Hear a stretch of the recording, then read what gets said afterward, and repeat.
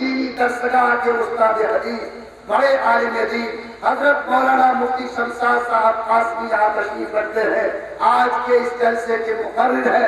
میں بڑے ادب اور احترام کے ساتھ حضرت مفتی صاحب کو دعوت دیتا ہوں کہ آپ مائک پر تشریف لائیں اور اپنے خطاب عالی سے ہم تمام سامعین کو فائدہ اٹھانے کا موقع دیں۔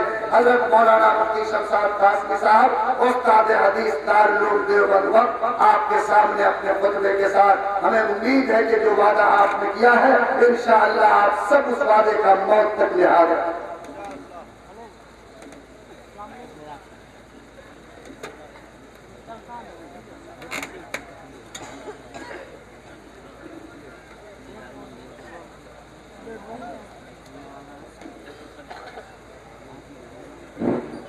درگا پور کے عارف اور اکرام صاحب اگر میری آواز سن رہے ہوں تو شاید آپ کے یہاں کسی کے انتقال کی کوئی خبر آئی ہے تو آپ ذرا جا کر کے اس کی تحقیق کر سکتے ہیں۔ عارف اور اکرام صاحب مرزا پور درگا۔ الحمد لله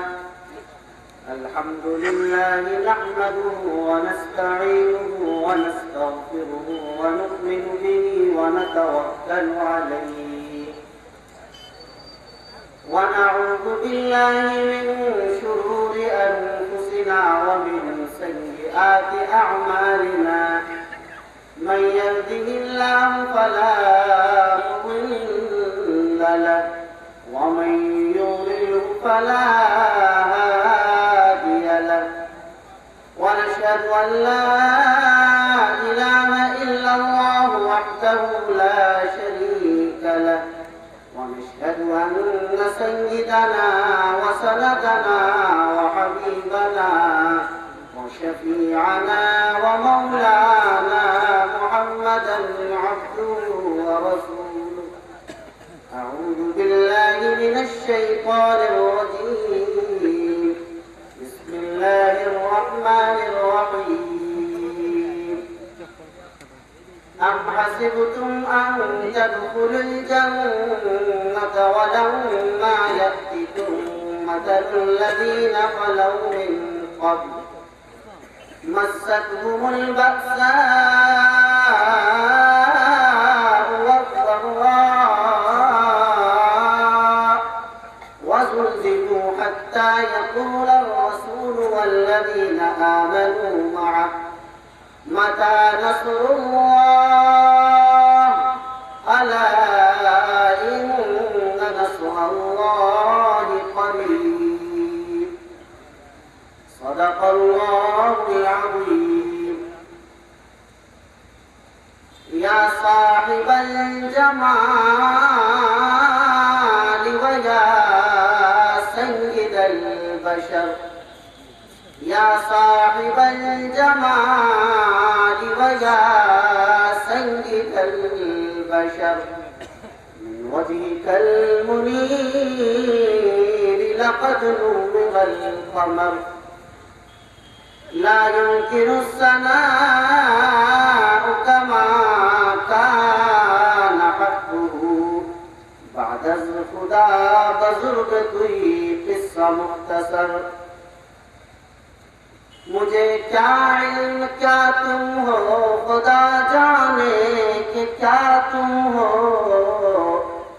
مجھے کیا علم کیا تم ہو خدا جانے کہ کیا تم ہو بس اتنا جانتا ہوں مختصر بعد از خدا تم ہو۔ اسلام کی فطرت میں قدرت نے لچک دی ہے، اسلام کی فطرت میں قدرت نے لچک دی ہے، اتنا ہی یہ ابھرے گا جتنا کہ دباؤ گے۔ اسٹیج پر رونق افروز معزز علماء کرام، ڈمریا اور مضافات بلکہ دور دراز سے تشریف لائے ہوئے معزز مہمانان اعظام، بزرگوں اور دینی بھائیوں، پردہ نشین مائیں اور بہنوں، اصلاح معاشرہ و تحفظ شریعت کانفرنس کا یہ پروگرام چل رہا ہے، آپ حضرات کافی دیر سے مختلف اہل علم مقررین کو سماعت فرما رہے ہیں۔ ابھی ملک کے بڑے ہی نامور خطیب اور امارت شرعیہ کے نائب ناظم حضرت مولانا مفتی محمد سہراب ندوی قاسمی صاحب دامت برکاتہم العالیہ کا آپ پرمرض خطاب سماعت فرما رہے تھے، اور ابھی بڑے ہی اہم مقررین ابھی تشریف فرما ہیں، اور خاص طور پر صدر اجلاس ہم سب کے مخدوم و مربی مرشدنا المکرم امیر شریعت دامت برکاتہم العالیہ جو ان قریب تشریف لانے والے ہیں، جس کے لیے ہم اور آپ سب منتظر ہیں، ان کا قیمتی خطاب اور ان کی پرسوز دعاؤں پر پروگرام کا اختتام ہوگا۔ درمیان میں مجھ جیسے حقیر سے ایک طالب علم کو کچھ کہنے کا موقع دیا گیا ہے۔ دعا کریں کہ حق تعالی شانہ اس آیت کی روشنی میں مختصر وقت میں کچھ باتیں کہنے کی اور اس پر ہم سب کو عمل کی توفیق نصیب فرمائے۔ میرے بھائی، آج پوری دنیا میں عالم اسلام میں جو حالات چل رہے ہیں، اور پوری دنیا جس کشمکش اور جس قسم کرسی کی حالت میں زندگی گزار رہی ہے، جس طرح دن اور رات کے اندر ویرانے اور سناٹے ہمیں نظر آتے ہیں، صبح کے اخبارات جیسی کسی حادثے اور کسی فتنے کی سرخیاں لگا کر ہمارے سامنے آتی ہیں، ہمارے واٹس ایپ پر خبروں کے گروپ جیسے نئے نئے مسائل اور نئے نئے حالات و حادثات ہمیں سناتے ہیں۔ ایسا لگتا ہے کہ پہلے جیسے سالوں میں مسائل آتے تھے، ابھی کچھ دنوں پہلے مہینوں میں مسائل آنے شروع ہو گئے، اور اب تو کچھ ایسا لگ رہا ہے اس سال سے کہ اب جیسے سالوں میں تبدیلی ہوتی تھی، اب دنوں میں تبدیلی ہو رہی ہے۔ صبح کچھ ہے اور شام کچھ ہے، جس کو سرکار دو عالم صلی اللہ علیہ وسلم نے جس کی خوشخبری سنائی تھی اور جس کی بشارت دی تھی، یصبح مؤمنا و یمسی کافرا، کہ ایک شخص صبح کو مسلمان ہوگا اور شام کو کافر ہو جائے گا، شام کو کافر ہوگا، صبح کو مسلمان ہو جائے گا۔ صبح امن کے ساتھ یہ شہر اپنا گزار رہا ہوگا، شام کو وہاں امن کی فضا مقدر کر دی جائے گی۔ عجیب و غریب الٹتے پلٹتے اور تبدیل ہوتے ہوئے، اور ایسا انقلاب زمانہ کی دنیا نے نہیں دیکھا۔ یہ در حقیقت ہونا ہی ہے۔ حالات بگڑتے ہوئے ایک صاحب بڑے سنا رہے کہ مولانا ایسے حالات ہو گئے، ایسے حالات ہو گئے، ایسے حالات ہو گئے، ایسے حالات ہو گئے۔ اب ہمارے پاس تو سنانے کے لیے پوری بوریاں بھری ہیں۔ میں نے مذاق سے ان سے کہا، لیکن بات سچی کہی، میں نے کہا قیامت بھی آنے دو گے یا نہیں تم؟ ارے قرب قیامت کی علامتیں ہیں، قیامت قریب ہے، علامتیں ظاہر ہوں گی جبھی تو قیامت آئیں گی، یہ تو ہو کر ہی رہیں گے۔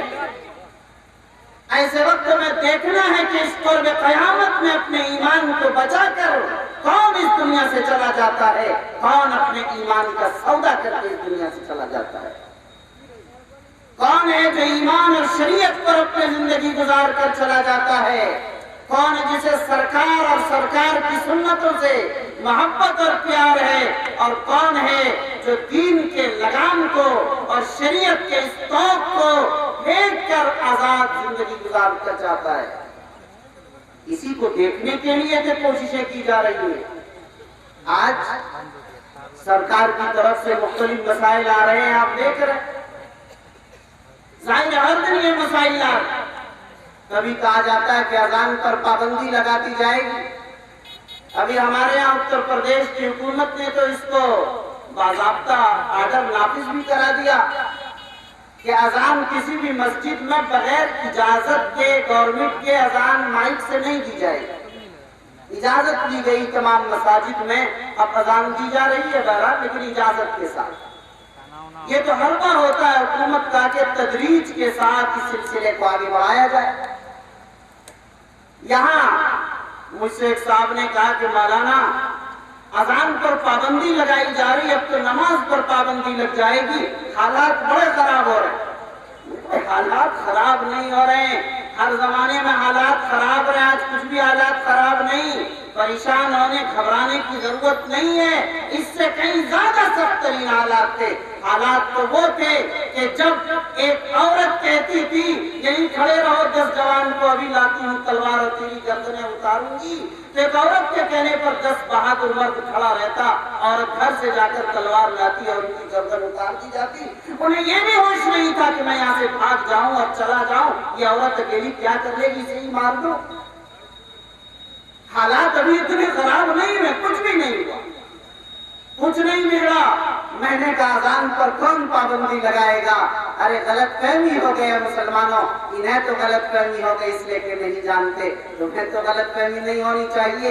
یہ اذان اللہ کی پکار ہے، یہ اذان اللہ کا نام لینا ہے، اذان اللہ اکبر ہے۔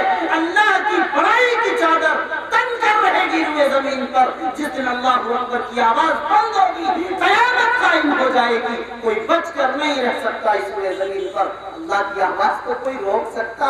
تم پریشان ہو جاتے ہو۔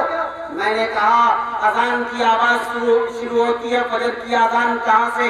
چلے جاؤ وہاں انڈونیشیا میں فجر کی اذان شروع ہوتی ہے، جکارتا کی مسجدوں میں اذان ہوتی ہوئی چلتی ہے، ملیشیا میں اذان ہوتی ہے، ملیشیا سے گزرتی ہے، برونائی میں اذان ہوتی ہے، برونائی سے گزرتی ہے، بنگلہ دیش میں اذان ہوتی ہے، بنگلہ دیش سے وقت گزرتا ہے، ہندوستان میں اذان ہوتی ہے، ہندوستان سے اذان نکلتی ہے، پاکستان چلی جاتی ہے، پاکستان سے اذان نکلتی ہے، سعودی عرب چلی جاتی ہے، اور سعودی عرب میں حرمین شریفین کا طواف کرتے ہوئے اذان آگے بڑھ جاتی ہے، اور آگے بڑھتے ہوئے امریکہ اور اقوام متحدہ کی مساجد میں جا کر اذان دیتی ہوئی پھر واپس ظہر کا وقت شروع ہو جاتا ہے انڈونیشیا میں، اور پھر ظہر کی اذان شروع ہوتی ہے، پھر یہی سلسلہ چلتا رہتا ہے، اور پھر عصر کی اذان شروع ہو جاتی ہے۔ خدا کی قسم ہے لوگوں، دنیا میں نکلو، یہ دنیا اتنی تھوڑی سی اور چھوٹی سی نہیں ہے، پوری دنیا کے جس خطے جس گوشے میں چلے جاؤ گے، ارے لوگوں نے تمہیں نہیں آ کر خبر دی، ہم نے نہیں،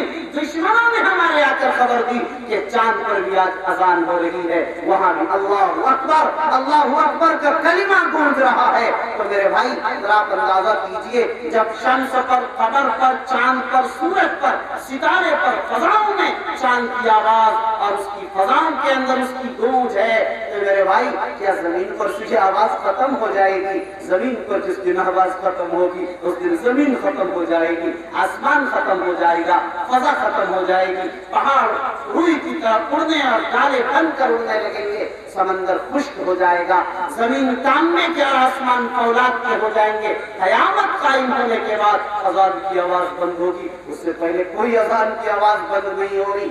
کسی کے ڈرانے سے اور کسی کے دھتکارنے سے اور کسی کے یہاں آواز لگانے سے شریعت کے اندر تبدیلی پیدا نہیں ہو سکتی ہے۔ قول محمد قول خدا، فرمان نہ بدلا جائے گا، بدلے گا زمانہ لا، مگر قرآن نہ بدلا جائے گا۔ یہ قرآن اللہ کا کلام ہے، یہ اللہ کی شریعت ہے، یہ اللہ کا دیا ہوا نظام قانون ہے، یہ دستور حیات ابدی ہے۔ میں نے ابھی 2 سال پہلے انگلینڈ کی ایک مسجد میں تقریر کرتے ہوئے میں نے کہہ دیا کہ لوگوں، گجراتی مسلمانوں کو انگلینڈ میں آنے کی وجہ سے تمہاری آمد کی وجہ سے یہاں برکتیں شروع ہو گئی، رحمتیں جمتی چلی جا رہی ہے، اور آج اس ملک کے اندر یہ جو حالات بہتر سے بہتر ہوتے چلے جا رہے ہیں، خدا واحد کی قسم صرف تمہاری آمد کی وجہ سے ہے۔ جہاں مسلمان نہیں ہوگا، جہاں ایمان نہیں ہوگا، جہاں ایمان کا کلمہ طیبہ لا الہ الا اللہ محمد رسول اللہ نہیں ہوگا، رحمتیں نہیں ہوں گی، برکتیں نہیں ہوں گی، نحوستیں جنم لے لیں گی۔ آج جب ہمارے ہندوستان کے گجراتی بھائی اور بنگلہ دیش کے بنگالی اور پاکستان کے لوگ اور بر صغیر کے مسلمان انگلینڈ پہنچے ہیں، خدا کی قسم وہاں کی دنیا بدل گئی۔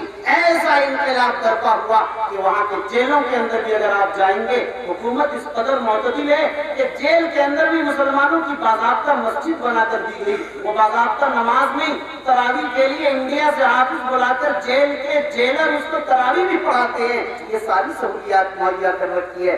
گورنمنٹ تو عیسائی کی ہے، نصرانی کی ہے، لیکن یہ اسلام وہ ہے جو چڑھ کر بولتا ہے۔ اس لیے کہ اسلام یعلو ولا یعلی، اسلام غلبے کے لیے آیا ہے، ارے مغلوب ہونے کے لیے نہیں آیا۔ قرآن نے کہا تھا یریدون ان یطفئوا نور اللہ بافواہہم واللہ متم نورہ ولو کرہ الکافرون۔ ساری دنیا کے کفار آج نہیں، محمد رسول اللہ کو یہ پیغام سنایا تھا، اے نبی یہ کفار چاہیں گے کہ اللہ کے نور کی روشنی کو، اللہ کے اسلام کو، اللہ کے اس دین کو، اللہ کے اس کلام قرآن مجید کو اور اللہ کی اس آواز کو، محمد رسول اللہ کی اس دعوت کو بجھا دیں، ملیامیٹ کر دیں، بے نام و نشان کر دیں۔ لیکن اے نبی یہ تو کفار چاہتے ہیں۔ یاد رکھیے کہ اس کے چاہنے سے کچھ نہیں ہوگا، چاہے مشرکین کتنے ہی ناپسند کریں اور مشرکین کس قدر ہی زیادہ اس کو برا چاہیں، ان کے چاہنے سے کچھ نہیں ہوگا۔ اللہ اسے بلند کرنا چاہتا ہے، اللہ اسے عزت اور عظمت دینا چاہتا ہے، اس لیے اللہ اسے عزت اور عظمت دے کر رہے گا۔ اس لیے میرے بھائی میں آپ سے یہ عرض کرنا چاہتا ہوں کہ اسلام کو سر بلند ہونا ہے، سر بلند ہو کر رہنا ہے۔ اسلام مغلوب ہونے کے لیے نہیں آیا۔ پہلے آپ اپنے ذہنوں میں یہ بٹھا لیں کہ اسلام غلبے کے لیے آیا ہے، اسلام غلبے کے لیے آیا ہے۔ جب آپ مسلمان ہیں، صاحب ایمان ہیں، آپ بھی غالب ہو کر رہیں گے۔ اسی بنیاد پر قرآن نے کہا وَأَنْتُمُ الْأَعْلَوْنَ إِن كُنتُم مُؤْمِنِينَ، اے لوگ تم ہی بلند رہو گے، تم ہی غالب رہو گے اگر تم صاحب ایمان ہو، تمہاری زندگی میں اگر ایمان ہو۔ ابھی حضرت مولانا مفتی سہراب صاحب دامت برکاتہ عالیہ نے آپ کے سامنے یہ بتایا، آپ کو صاحب ایمان بننا پڑے گا، صاحب ایمان ہونا پڑے گا۔ صاحب ایمان اگر آپ ہوں گے تو خدا کی قسم یاد رکھیے پھر آپ بھی سر بلند رہیں گے۔ آپ کو دنیا کی کوئی طاقت نہیں روک سکتی ہے سر بلند ہونے سے۔ اس لیے میرے بھائی آپ کے لیے ضرورت اس بات کی ہے کہ آپ دین پر قائم رہیں، دین کے نظام پر چلیں۔ آج ہمارے مسلمان بھائیوں نے اور بہار کے غیور فرزندوں نے گاندھی میدان کو بھر کر یہ پیغام دنیا کو دے دیا اور پورے ملک کو یہ پیغام دیا ہے، ہم زندہ قوم ہیں، ہم دین اور شریعت کے لیے بیدار ہیں، ہم سوئے نہیں ہیں۔ اور حکومت کو یہ پیغام دے دیا کہ حکومت کے حکومت اور منصب پر بیٹھنے والوں، ہم جان تو دے دیں گے، برداشت کر لیں گے، ہم جان دے دیں گے، مال دے دیں گے اور برداشت کر لیں گے، لیکن خدا کی قسم نبی کی عزت نہیں دیں گے، نبی کا جاہ و جلال نہیں دیں گے، نبی کی شریعت پر ہاتھ رکھنے نہیں دیں گے، نبی کے نظام پر ہاتھ رکھنے نہیں دیں گے، قرآن کو چھونے نہیں دیں گے۔ لا تبدیل لکلمات اللہ، اس لیے کہ اللہ کے کلمات میں تبدیلی نہیں ہو سکتی۔ قرآن نے مختلف مقامات پر کہا لا مبدل لکلمات، اللہ کے کلمات کو کوئی نہیں بدل سکتا۔ یہ اللہ کا نظام ہے، اللہ کا کلام ہے، اللہ کا قانون ہے، اللہ کے احکامات ہیں، اللہ کی آیات ہیں، اللہ کے ارشادات ہیں، اس کو کون بدل سکتا؟ کوئی نہیں بدل سکتا۔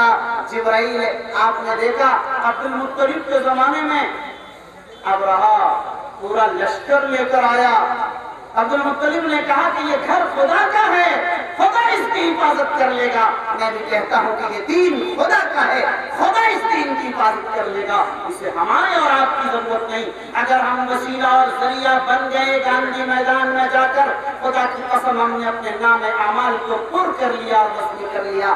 ورنہ ہماری بھیڑ کی خدا کو ضرورت نہیں. خدا کا دین ہے, خدا کا کلام ہے, خدا ہی اس دین کا محافظ ہے, خدا ہی اپنے کلام کا محافظ ہے. پچھلی قوموں میں کتابیں دی, تورات و انجیل, اس کا محافظ خدا نہیں تھا, اس کی حفاظت اس کے علماء کو دے دی تھی, لیکن قرآن کی حفاظت کی ذمہ داری خدا نے خود لی ہے. اس لیے اس میں تبدیلی کرنے والا مٹ تو جائے گا, اس پر انگلی اٹھانے والا ان کی انگلی فالق سزا تو ہو جائے گی. خدا کی قسم اس میں کوئی تبدیلی نہیں آ سکتی, اس میں کوئی نظام میں کوئی فرق نہیں پڑ سکتا. مجھے تو اتنا یقین ہے, خدا کی قسم اتنا یقین ہے جیسے سورج کی روشنی کا یقین, اسی طرح یقین ہے کہ اللہ کے نظام میں کوئی تبدیلی نہیں آ سکتی. لیکن آج ہماری زندگی نے یہ ثابت کر دیا ہم سیدنا ابوبکر صدیق کی اولاد ہیں.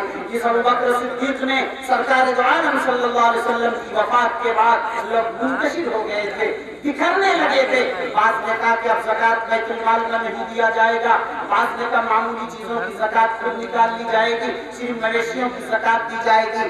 لیکن سیدنا امیر المومنین صدیق اکبر نے کہا تھا اور خطبہ دے کر کہا تھا, اے لوگو سن لو, جو سرکار دو عالم صلی اللہ علیہ وسلم کے زمانے میں ایک رسی کی زکوٰۃ بھی دیا کرتا تھا, اگر ایک رسی کی زکوٰۃ بھی آج وہ نہیں نکالے گا, ابوبکر صدیق اس سے لڑنے کے لیے تیار ہے.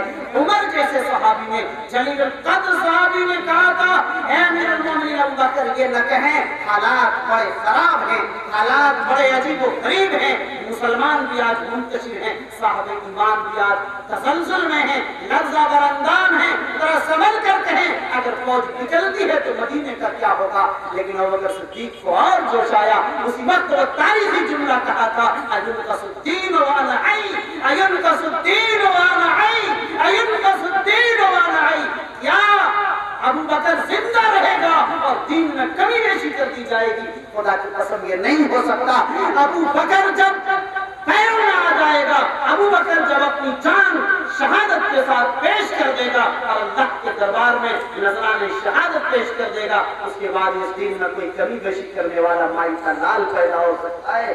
جب تک ابوبکر زندہ ہے اس دین میں کوئی معمولی کمی بیشی نہیں ہوگی. جیسا 1450 سال پہلے میرے محمد, میرے محبوب کبریا کے علی کملی والے صلی اللہ علیہ وسلم نے اس امت کو دین دیا تھا, جیسا دین صحابہ کے پاس تھا, جیسا تابعین کے پاس تھا, جیسا تبع تابعین کے پاس تھا, جیسا ائمہ کے پاس تھا, جیسا خطبہ کے پاس تھا, جیسا مفسرین کے پاس تھا, جیسا محدثین کے پاس تھا, جیسا متکلمین کے پاس تھا, جیسا ایمان 4ویں 5ویں صدی کے لوگوں کے پاس تھا. خدا کی قسم آج 15ویں صدی کا مسلمان کی پوری دنیا کو یہ پیغام دے کر بتا دیا کہ لوگوں وہی صحابہ والا دین ہمارے پاس بھی ہے اور ہمارے پاس بھی باقی رہے گا. میں ابوبکر صدیق کی اولاد ہوں, میں زندہ رہ کر دین کو ضائع ہونے نہیں دوں گا. میں مر جاؤں گا تو دین ضائع ہو جائے, خدا ہمیں نہیں پوچھے گا. میرے زندہ رہتے رہتے میرا دین ختم ہو جائے, خدا واحد کی قسم سے یہ مسلمان برداشت نہیں کر سکتا.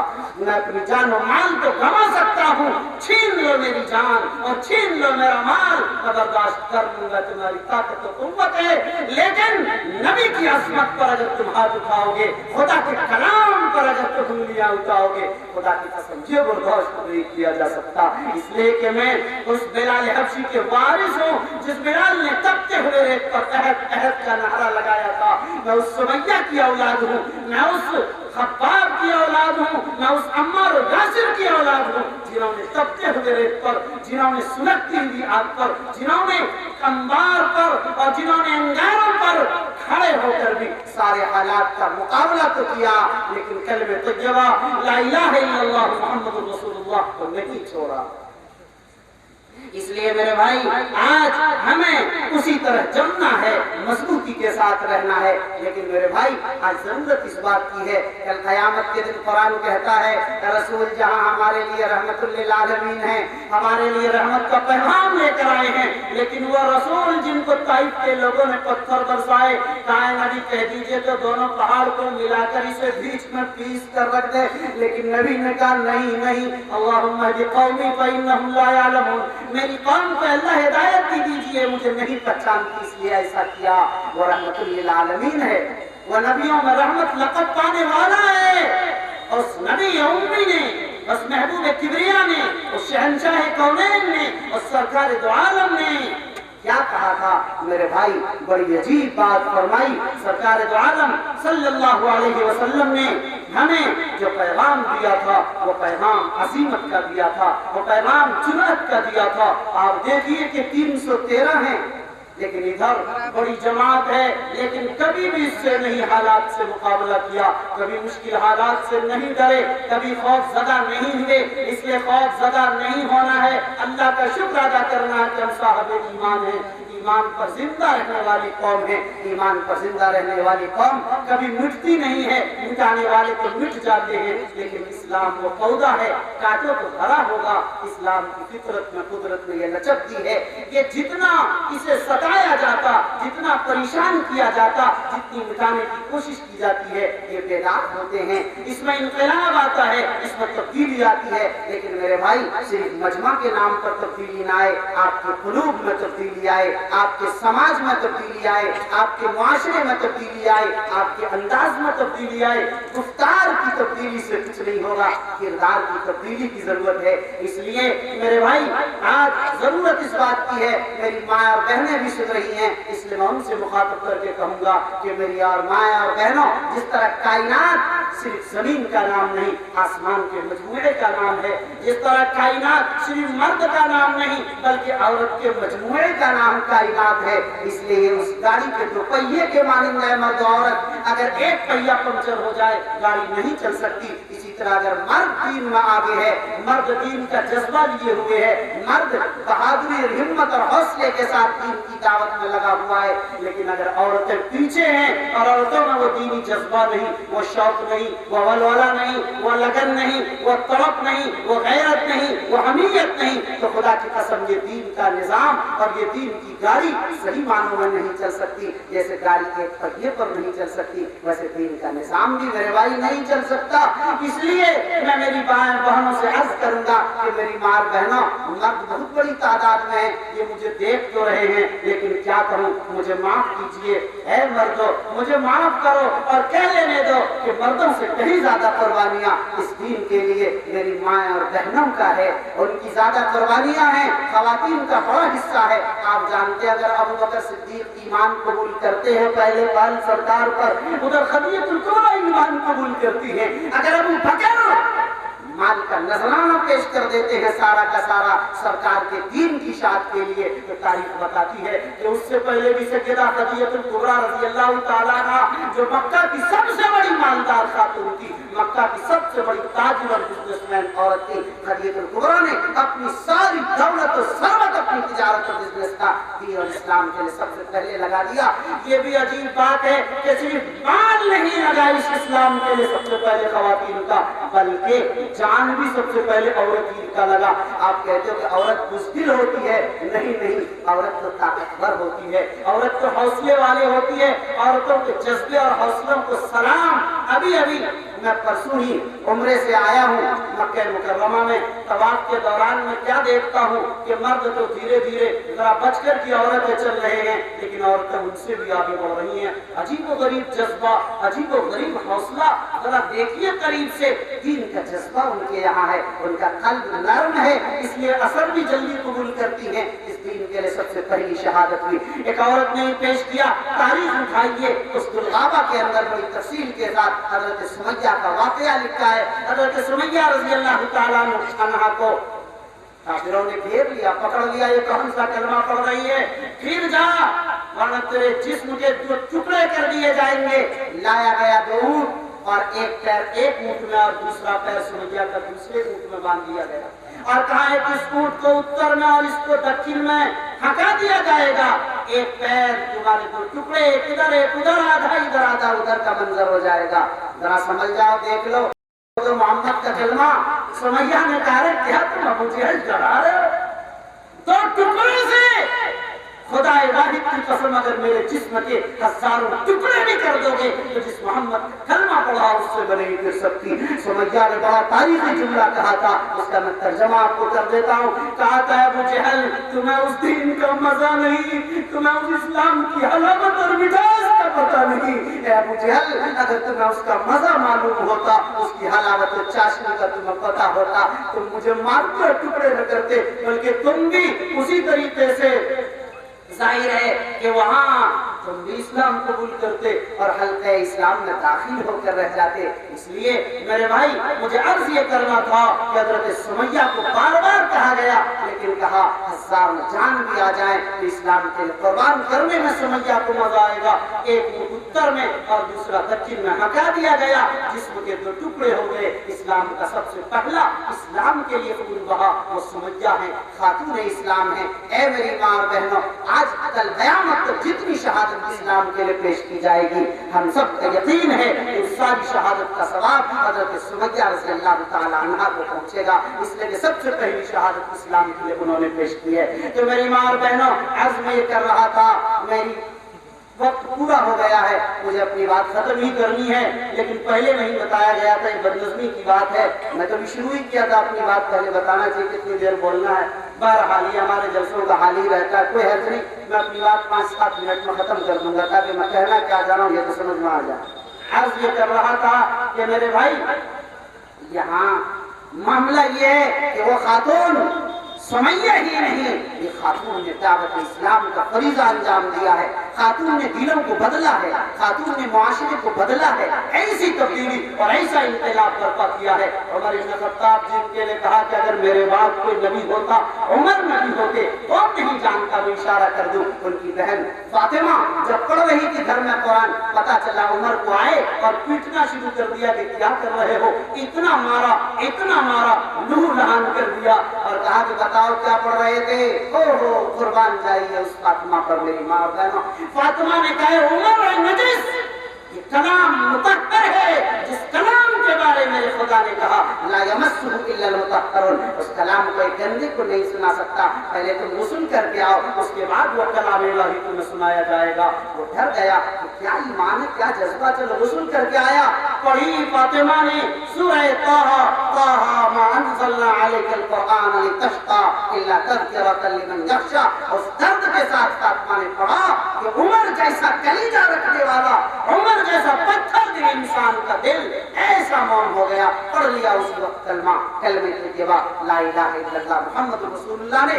بہن نے اسلام لانے پر مجبور کیا. مجھے کہنے نہیں دیجیے اس فاطمہ عمر کی بہن کو کل قیامت تک عمر نے جتنے کام کیے ہیں اس کا جتنا ثواب ہوگا وہ سارا حضرت فاطمہ کو بھی اس کا ثواب پہنچے گا. میری ماں اور بہنوں، حضرت حاتم کا نام کس نے نہیں سنا؟ عدی بن حاتم، مشہور بادشاہ حاتم ہے. ان کی بیٹی وہاں ان کی بہن گرفتار ہو کر آئی. معلوم ہوا کہ عدی کی بیٹی یا بہن ہے، مختلف روایات ہیں. رسول اللہ نے اسے چھوڑ دیا، لیکن کہا کہ نہیں پوری قوم کے ساتھ ہمیں آزاد کریں گے تب آزاد ہوں. رسول اللہ نے پوری قوم کے ساتھ آزاد کر دیا. کہیں اور سب نے اسلام قبول کر لیا اور اپنے بھتیجے کو جا کر بھیجا کہ میں نے روئے زمین پر ایک ایسا انسان دیکھا ہے جیسا کسی دوسرے کو نہیں پایا. جاؤ اگر کامیابی چاہتے ہو، کامرانی اور فلاح و بہبود چاہتے ہو، ان کے ہاتھ پر ہاتھ رکھ دو. بھتیجے کو بھیجا ہے. عدی نے اسی حاتم طائی کی بہن یا بیٹی کی دعوت پر ہی جا کر اسلام قبول کرتی ہیں. میری ماں اور بہنوں، ایک دو نہیں سینکڑوں واقعات ہیں. مجھے عرض یہ کرنا تھا میری ماں اور بہنوں سے کہ میری ماں اور بہنوں، آپ اس حضرت خنسا کی طرح بنے جس حضرت خنسا نے اپنے 4 بیٹوں کو جوان کیا پال پوس کر، اور ایک روز شہادت کی فضیلت پر تقریر کی کہ اسلام کے لیے جان دینا سیکھو. اور جنگ قادسیہ کا واقعہ پیش آیا، بھیج دیا اور کہا کہ دیکھو سب سے مضبوط بہادر کافر سے لڑنا تاکہ تم شہید ہو کر آؤ. 4 بیٹے اس جنگ میں اللہ کو پیارے ہو گئے، شہید ہو گئے. آنے کے بعد لوگوں نے ڈرتے ڈرتے حضرت خنسا سے کہا کہ تمہارے تو 4 بیٹے شہید ہو گئے. خنسا کی آنکھوں پر آنسو کے قطرات نہیں، ان کے چہروں پر ہنسیوں کی پھلجھڑیاں دنیا نے دیکھا اور کہا کہ اللہ تیرا شکر ہے، اللہ تیرا فضل ہے کہ میرا 4 بیٹا تیرے یہاں قبول ہو گیا. اور سجدہ شکر ادا کیا. اور خنسا نے سجدے میں جو جملہ کہا تھا وہ میں میری ماں بہنوں کو سنانا چاہتا ہوں. خنسا نے کہا اللہ میں آج کامیاب ہو گئی. فزت برب الکعبہ، فزت برب الکعبہ، رب کعبہ کی قسم آج میں کامیاب ہو گئی. خنسا کا یہ جذبہ اندازہ تو کیجئے، 4 بیٹے جوان کی شہادت پر اتنی خوشی کیوں؟ انہیں یقین تھا اللہ کیا ملنے کا. وہ جانتے تھے کہ شہید زندہ ہوتے ہیں. ابھی افغانستان کے حفاظ کو شہید کر دیا گیا. ایک حافظ کی ویڈیو میں نے دیکھی، آپ لوگوں نے دیکھا ہوگا.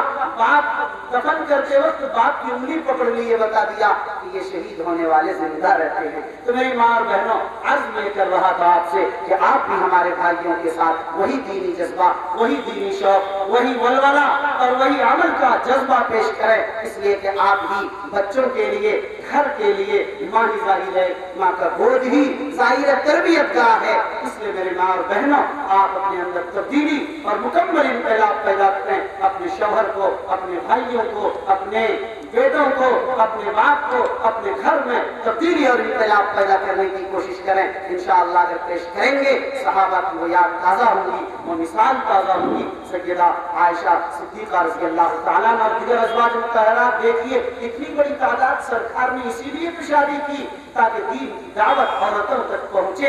اس لیے میری ماں اور بہنیں، آپ کی ذمہ داری ہے کہ تمام اپنی بہنوں تک دین کی دعوت پہنچائیں، دین کا پیغام پہنچائیں۔ آج میں پاکی ناپاکی کا مسئلہ بھی نہیں معلوم، وضو نماز کا مسئلہ بھی نہیں معلوم، اور انہیں نماز کے طریقے بھی نہیں معلوم، انہیں کون بتائے گا کہ اسی طرح جہنم میں چلے جا رہے ہیں۔ اس لیے میری مائیں اور بہنوں، آپ کی ذمہ داری ہے، اور میرے بھائیوں آپ کی ذمہ داری ہے کہ آپ اپنی ماں اور بہنوں کو اس لائق کریں۔ بہرحال مجھے عرض یہ کرنا تھا کہ آج آپ حضرات نے ابھی تازہ دین اور اسلام کے لیے گاندھی میدان میں پہنچ کر ایک امیر کی آواز پر لبیک کہتے ہوئے پہنچ کر دنیا کو بڑا پیغام دیا ہے۔ اس کے لیے مبارکباد پیش کرنا چاہتا ہوں آپ سب کو، اور مجھے یقین ہے کہ جس طرح آپ نے اپنے امیر کی آواز پر آج لبیک کہتے ہوئے دنیا والوں کو بتا دیا، ہمیشہ اس کے لیے تیار رہیں، شریعت کے لیے، دین کے لیے، ایمان کے لیے۔ انشاءاللہ اسی میں ہماری کامیابی دنیا کی بھی، اور اسی میں ہماری کامیابی آخرت کی بھی ہے۔ اللہ تعالی ہم سب کو عمل صالح کی اور دینی جذبہ اور دینی شعور کے بیدار رکھنے کی اور اس پر عمل پیرا ہونے کی توفیق نصیب فرمائے۔ آمین۔ وآخر دعوانا ان الحمدللہ رب العالمین۔ توحید کی امان